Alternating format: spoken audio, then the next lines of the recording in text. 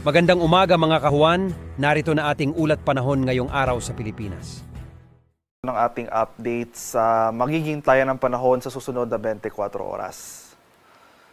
Kaninang alas 3 ng umaga, huling namataan yung sentro nitong low pressure area sa layong 260 kilometers kanluran ng Dipolog City sa Zamboanga del Norte.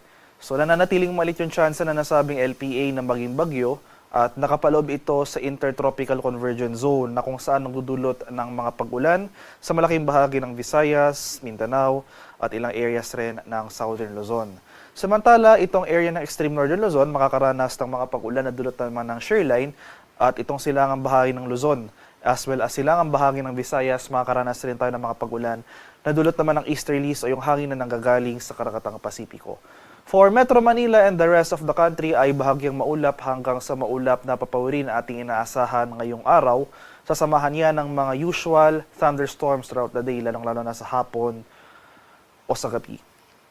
At para naman sa magiging lagay ng ating panahon ngayong araw dito sa Luzon, so dahil sa epekto nitong easterlies, asahan natin yung mga pag-ulan, mga kalat-kalat na pag-ulan as well as yung mga thunderstorms sa may Bicol Region, Aurora, at sa Quezon. Dahil naman sa shearline, actually naglabas tayo ng weather advisory kaninang alas 5 ng umaga. Yung ating 24-hour rainfall forecast, posibleng umabot ng 50 to 100 millimeters yung ating mga pag-ulan sa may area ng Batanes. So for Batanes and Mabuyan Islands, for today ay asahan natin itong mga kalat-kalat na pag-ulan at thunderstorms na kung saan itong lalawigan ng Batanes posibleng makaranas ng mga moderate to heavy rain sa dulot ng shearline. Dito naman sa ilang area rin ng Southern Luzon sa bahagi ng Mimaropa dahil naman sa low pressure area sa kanluran ng Zamboanga del Norte ay makakaranas rin tayo ng mataas na tsansa ng mga kaulapan at pag-ulan. Meanwhile, for Metro Manila and the rest of Luzon ay partly cloudy to cloudy skies ang ating inaasahan ngayong araw. Magdala pa rin tayo ng pananggalang sa ulan dahil posible pa rin yung mga thunderstorms throughout the day. So ngayong madaling araw, may mga thunderstorm na tayo na itala dito sa silangang bahagi ng Luzon. Possible by hapon or by gabi.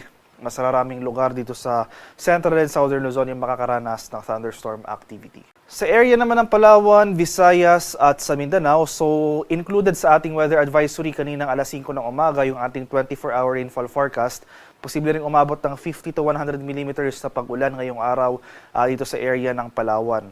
So as compared sa mga nakarang araw or as compared to yesterday, nabawasan na yung mga lugar na makakaranas ng mga malalakas sa pag-ulan na dulot nitong low pressure area. So yung location ng low pressure area sa ngayon ay nandito na sa karagatan ng Sulu. So for the next 24 hours, generally gagalaw ito westward or northwestward, pero patuloy pa rin ito magdudulot ng mga pag-ulan over most of Palawan. At dahil naman sa low pressure area na ito, magpapatuloy nga yung mga kaulapan at mga kalat-kalat na thunderstorms. So for most of Mimaropa, Western Visayas, Negros Island Region, at dito sa Central Visayas, Zamboanga Peninsula at sa Barm. Samantala ito namang mga kaulapan na ating inaasahan for today sa Eastern Visayas ay dulot naman ng easterlies o yung mainit na hangin galing sa Karakatang Pasipiko. So improving weather conditions na ating inaasahan over most of Mindanao. So itong central and eastern sections ng Mindanao, sa may northern Mindanao, Caraga, Davao Region at Soxargen. So bahagyang maulap hanggang sa maulap papapawiri na ating inaasahan ngayong araw over these areas.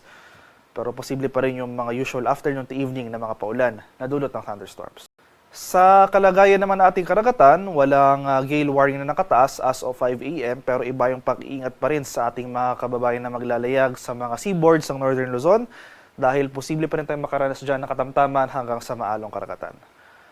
At para naman sa ating weather outlook sa mga susunod na araw for the next 4 days, so starting tomorrow, araw ng Martes, magpapatuloy nga yung paggalaw nitong low pressure area sa may Sulu Sea, generally westward. So possibly by tomorrow, nandito na ito sa West Philippine Sea sa kanluran ng Palawan. So possible, mababawasan na rin yung mga pag-ulan na dulot ng low pressure area na ito. So improving weather conditions over most of Visayas and Mindanao. Gayun pa man, magpapatuloy yung mga kaulapan at yung mga kalat-kalat na thunderstorms sa may Palawan, Occidental Mindoro, Western Visayas at Zamboanga Peninsula. So over central and eastern sections ng Visayas at Mindanao, pati na rin itong areas ng Bicol Region, mababawasan na yung mga pag-ulan na ating mararanasan.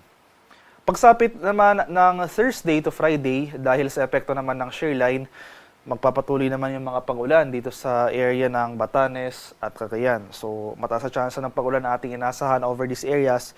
So, usually yung convergence ng ating hangin o yung mainit at malamig na hangin. So, for the next few days, ito yung ating weather system na kailangang tutukan ng pansin dahil posible itong magdulot ng mga pag-ulan sa eastern section ng Northern Luzon. So, sa mga lugar ko pong hindi nabanggit, no? So, for the rest of the country, including Metro Manila, throughout the rest of the forecast period, ay generally fair weather conditions ang ating inaasahan. So, mababawasan yung mga pag-ulan na dulot ng low pressure area. So, for most of Metro Manila and the rest of the country, ay partly cloudy to cloudy skies ang ating inaasahan. Pero nandiyan pa rin yung mga tsansa ng isolated rain showers or localized thunderstorms throughout the day. So, inulit ko po itong low pressure area, low chance na maging bagyo within the next 24 hours. Gagalaw generally westward or west-northwestward patungo dito sa West Philippine Sea. So, by tomorrow, nandito na ito sa West Philippine Sea sa kanluran ng Palawan na kung saan patuloy itong gagalaw, papalayo sa ating bansa at mababawasan yung mga pag-ulan over most of Visayas and Mindanao.